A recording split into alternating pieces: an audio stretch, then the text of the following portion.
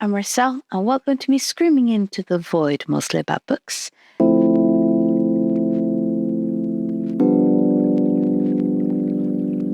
And to my book review of To Be or Not to Be by H C Andersen. Yes, the fairy tale author H C Andersen, who wrote more than just fairy tales. Now, in Denmark, when H C Andersen existed or lived or wrote, it is called the Danish Golden Age, inspired by the German Romantics. This was a time period from about 1850 to 1815 to 1850, and very much was about discovering or exploring or unifying philosophy and religion and spirituality. So in one sense, it was a rejection of the standard monolithical Christianity that had existed, but at the same time, the whole area and the whole time period was about much more than just a simple God is dead. It was a sort of an acceptance and exploration of a multi-faith society. And H C Andersen does place himself within this time period with a lot of his writing. And he actually wrote quite a lot more than just fairy tales. To give you just a list, he wrote 6 novels, in which this is one, 51 dramas, 25 travel literatures, and 4 autobiographical works, in addition to his fairy tales. So he was quite a prolific author within this time period, and talking very generally about the themes that were talked about in society.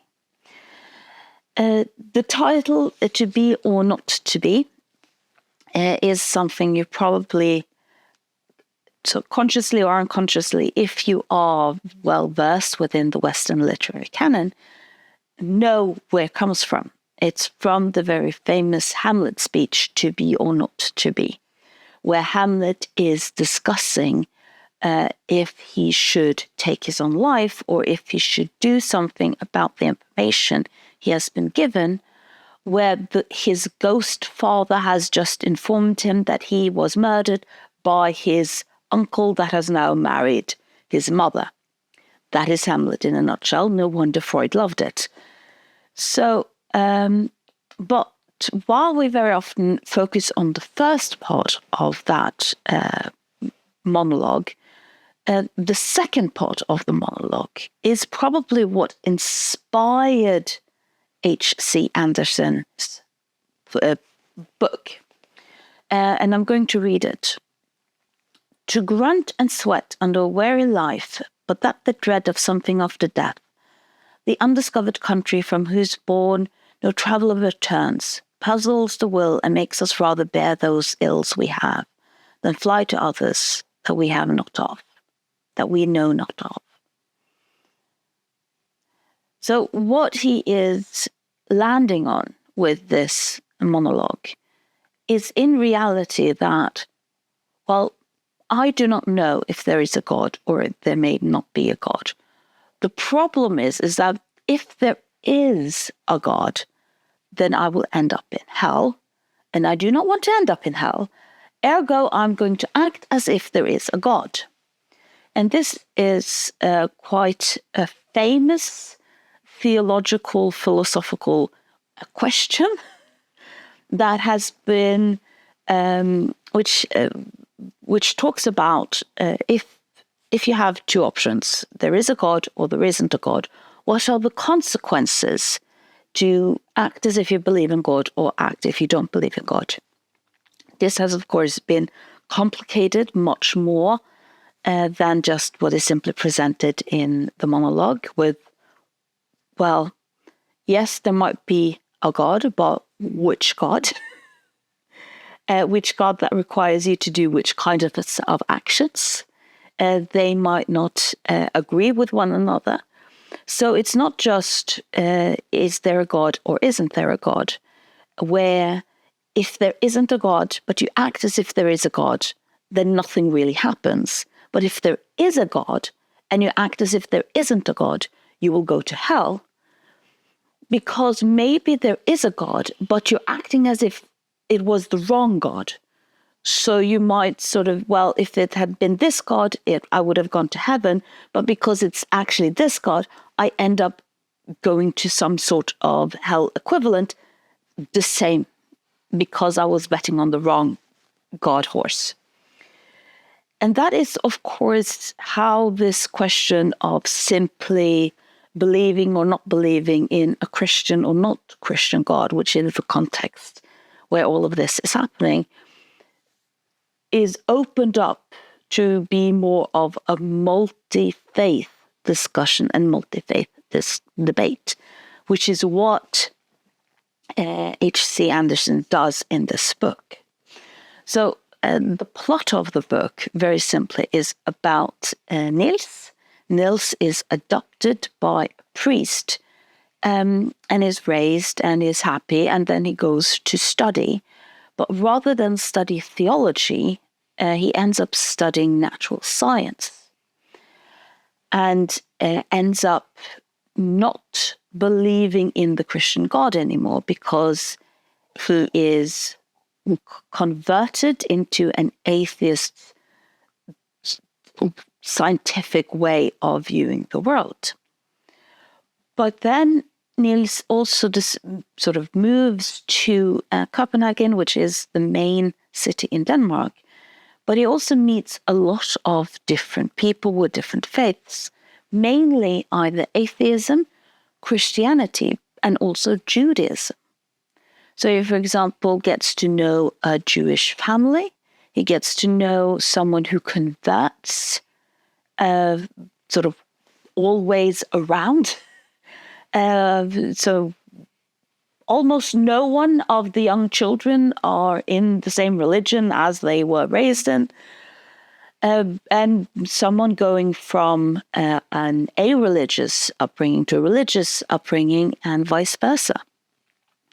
And that is, of course, what he is then asking the questions: how should we interact with one another when this is happening?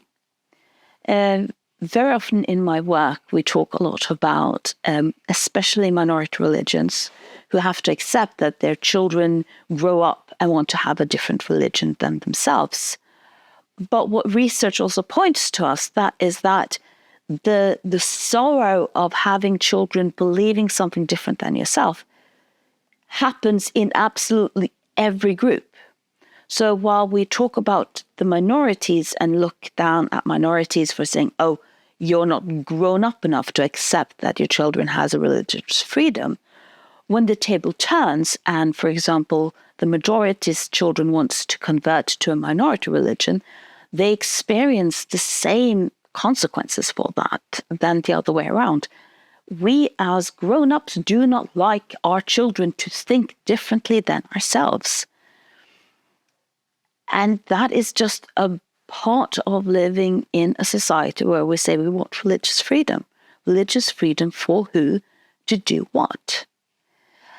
And that is probably what surprised me so much with this book. This is the first book I've read of H C Andersen's longer text. I've read all of his fairy tales, but this is one of his longer texts. And there is a discussion, and I'm not going to go into that, in regard to are fairy tales for children or are fairy tales for adults. Put a pin in that. That's not what we're talking about here, but this is very much written for adults. But he writes it with the same simplicity as he does his fairy tales, which means that he manages to take a topic that is so difficult, and he presents that difficult topic with respect and openness in a way that I don't think most people who usually write for a purely adult audience manages to do. And I'm going to just read a quote from the book to example this. So Niels has a friend that has been hurt, and he is dying. And so Niels has come to his deathbed to say goodbye to his friend. "Do you believe," the sick asked, "that there is a life after death?" The words were uttered so severely they moved him in a fundamental way. Him that didn't believe in that kind of life. He didn't respond. The question made him uncomfortable. He couldn't give an answer against his own beliefs, but in this circumstance, to tell him, "No, I do not," was impossible. "Is there a life after death?" repeated Julius with a weak voice. "The Christian believes so," he said. "Yes," exclaimed the dying. "Estes says so." He bowed his head, and his eyes closed, never to open again. There is this balance in life in general, which is what makes it so wonderful, but also so difficult, of what do I need to protect myself, and what do I need to do to be a part of something that is bigger than myself. I cannot just do whatever I want. I cannot say whatever I want without that having consequences for the people around me. The same way they can't do whatever they want or think without that having consequences for me. If you want to look more into that, you can research a term called Bildung, which is, in one sense, this balance between me as an individual and me as a part of a collective. And for example, the themes of interfaith society, the theme of if we are free to believe whatever we want to believe in, what will the limitations of that be? Because some kinds of limitations there will always be in the kind of discussion. H C Andersen, maybe because of his background with writing fairy tales, manages to present these topics with such ease, but without minimizing how serious they are for the people involved. So that was my review of To Be or Not to Be by H C Andersen. Have you any other examples of books like this? Examples of people who write different types of literature and how that forms their way of writing? And have you read it, or do you want to read it? Leave your comments down below, and thank you for listening to me screaming into the void.